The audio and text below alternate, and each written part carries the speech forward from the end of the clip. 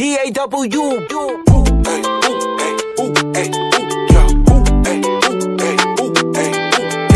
Assalamualaikum warahmatullahi wabarakatuh. Kami dari kelompok 6 akan membahas tentang menentukan variabel penelitian. Kami akan menjelaskan tentang pengertian variabel, macam-macam variabel, batasan dan operasional variabel, dan hubungan antar variabel. Saya Lia Prilistia, NPM 1811010180, akan menjelaskan sedikit tentang pengertian variabel. Variabel merupakan suatu kegiatan hipotesis untuk menguji teori dan fakta empiris di dunia nyata. Menurut Kerlinger, variabel merupakan suatu sifat yang diambil dari nilai yang berlainan. Sedangkan menurut Tia Mutiara, variabel merupakan suatu proses yang menjadi fokus dan dapat berpengaruh dan mempunyai nilai atau value. Jadi, variabel adalah suatu proses untuk mencari tahu sesuatu secara sistematis dan umumnya menggunakan waktu yang relatif lama dengan menggunakan metode ilmiah dan syarat-syarat tertentu. Jadi, dengan kata lain, variabel adalah suatu besaran yang dapat diubah dan berubah sehingga dapat mempengaruhi peristiwa atau hasil dari suatu penelitian. Yang selanjutnya saya akan melanjutkan materi yang subbab selanjutnya, yaitu macam-macam variabel penelitian. Sebelumnya kita harus mengetahui dulu macam-macam variabel penelitian yang kita bahas ini ada 7. Yang pertama adalah variabel kuantitatif. Yang A, variabel diskrit, nominal, kategorik, yaitu variabel yang dua kutubnya berlawanan. Jadi contohnya itu kehadiran, hadir, yang berlawanannya tidak hadir. Kemudian jenis kelamin, laki-laki dan perempuan. Jadi itu merupakan suatu variabel yang kutubnya berlawanan. Masih dengan variabel kuantitatif, yang B, variabel kontinum, yang di dalamnya ada variabel ordinal, variabel tingkatan, contohnya Satria terpandai dan Raka pandai. Jadi ada tingkatan dari pandai menjadi terpandai. Kemudian ada variabel interval, artinya variabel jarak. Contohnya rumah Anto ke sekolah 50 km, sedangkan Yuli hanya 5 km. Maka variabel intervalnya adalah 5 km. Kemudian ada variabel rasio, variabel perbandingan. Atau contohnya berat badan Harry 80 kg lebih berat dari badan si Upi 40 kg. Maka badan Harry 2 kali lebih berat daripada badan si Upi. Kemudian baru yang kedua, variabel kualitatif. Variabel kualitatif adalah variabel yang menunjukkan suatu intensitas yang sulit diukur dengan angka. Contohnya kedisiplinan, kemakmuran, dan kepandaian. Kemudian yang ketiga ada variabel independen. Pengaruh bebas stimulus prediktor merupakan variabel yang mempengaruhi atau menjadi sebab perubahan atau timbulnya variabel dependen yang terikat. Yang kemudian ada yang keempat ada variabel dependen dipengaruhi terikat output kriteria, merupakan variabel yang dipengaruhi atau akibat. Karena adanya variabel bebas. Contohnya pengaruh iklan terhadap motivasi pembelian. Jadi iklan itu variabel independen, kemudian motivasi pembelian adalah variabel dependen. Kemudian yang selanjutnya yang kelima ada variabel moderator, merupakan variabel yang mempengaruhi, memperkuat atau memperlemah hubungan antara variabel independen dengan dependen. Variabel ini sering disebut sebagai variabel independen kedua. Contoh anak adalah variabel yang memperkuat hubungan antara suami istri. Pihak ketiga adalah variabel yang memperlemah hubungan suami istri. Kemudian yang selanjutnya yang keenam ada variabel intervening atau antara. Variabel intervening merupakan variabel yang menghubungkan antara variabel independen dengan variabel dependen yang dapat memperkuat atau memperlemah hubungan namun tidak dapat diamati atau diukur. Contohnya hubungan antara kualitas pelayanan independen dengan kepuasan konsumen, intervening, dan layanan loyalitas yang disebut dengan dependen. Terakhir ada variabel kontrol. Variabel kontrol ini merupakan variabel yang dikendalikan atau dibuat konstan sehingga pengaruh variabelnya independen terhadap dependen, tidak dipengaruhi oleh faktor luar yang tidak diteliti. Contohnya, apakah ada perbedaan antara tenaga penjual atau sales yang lulus D3 dengan S1? Maka harus ditetapkan variabel kontrol berupa gaji yang sama, peralatan yang sama, iklim kerja yang sama, dan lain-lain tanpa ada variabel kontrol. Maka sulit ditemukan apakah perbedaan penampilan karyawan karena faktor. Baiklah, di sini saya akan menjelaskan materi yang kedua, yaitu batasan dan operasional variabel. Batasan variabel bisa dikatakan perhinggaan dari sebuah objek atau titik perhatian suatu penelitian. Hal ini dilakukan untuk menghindari ketidaktepatan dalam membahas dan menganalisis permasalahan dalam penelitian yang dilakukan peneliti. Menjelaskan definisi operasional variabel dalam penelitian merupakan hal yang sangat penting guna menghindari penyimpangan atau kesalahpahaman pada saat pengumpulan data. Penyimpangan dapat disebabkan oleh pemilihan atau penggunaan instrumen yang kurang tepat atau susunan pertanyaan yang tidak konsisten. Namun, bukan berarti bahwa semua variabel perlu diberikan definisi operasional. Variabel yang sudah jelas, mempunyai pengertian dan interpretasi yang sama. Misalnya, jenis kelamin atau seks tidak perlu diberikan definisi operasional.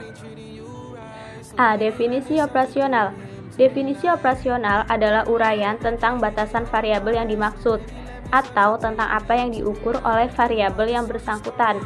Misalnya, yang pertama, definisi tentang operasional variabel status gizi anak balita adalah hasil penimbangan atau pengukuran berat badan dan tinggi badan anak balita berdasarkan umur.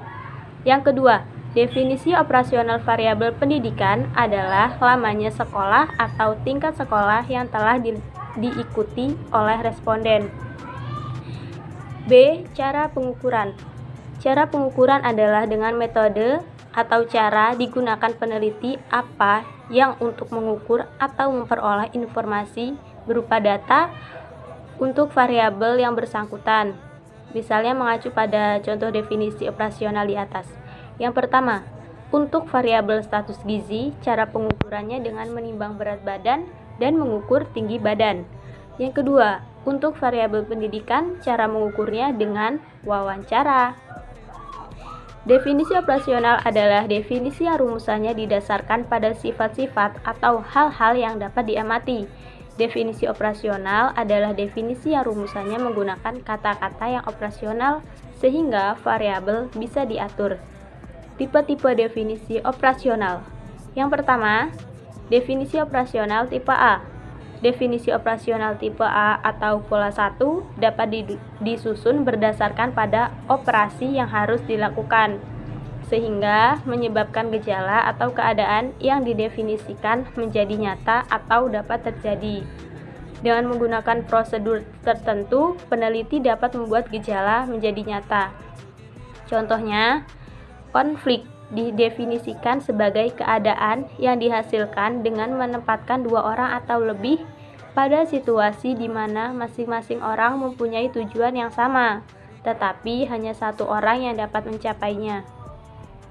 2. Definisi operasional tipe B.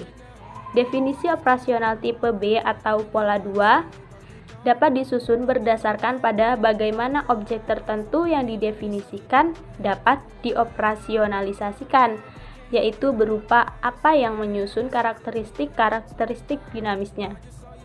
Contohnya, orang pandai dapat didefinisikan sebagai seseorang yang mendapat nilai-nilai tinggi di sekolahnya. 3. Definisi operasional tipe C. Definisi operasional tipe C atau pola 3 dapat disusun berdasarkan pada penampakan seperti apa objek atau gejala yang didefinisikan tersebut, yaitu apa saja yang menyusun karakteristik statistiknya. Contohnya, orang pandai dapat didefinisikan sebagai orang yang mempunyai ingatan kuat, menguasai beberapa bahasa asing, kemampuan berpikir baik, sistematis, dan mempunyai kemampuan menghitung secara cepat. Assalamualaikum warahmatullahi wabarakatuh. Sebelumnya perkenalkan, nama saya Akhyar Munawar dengan NPM 17110100179.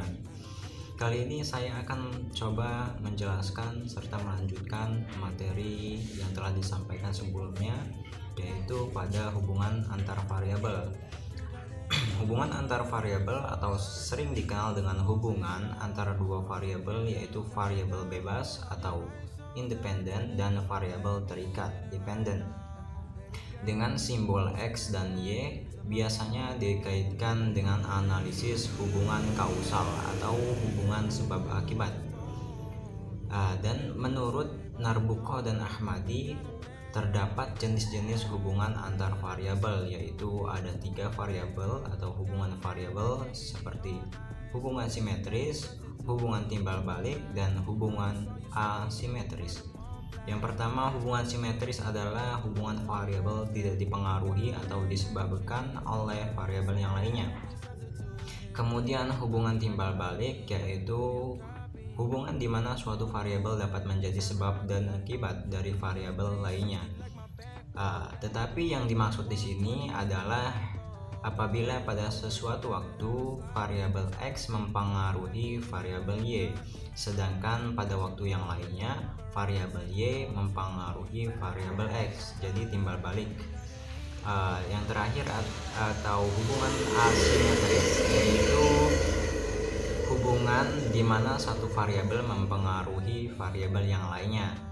Dalam hubungan asimetris ini ada beberapa ketentuan hubungan sebagai berikut, yaitu yang pertama hubungan antara stimulus dan respon, hubungan antara disposisi dan respon, hubungan antara diri individu dan disposisi atau tingkah laku, dan seterusnya.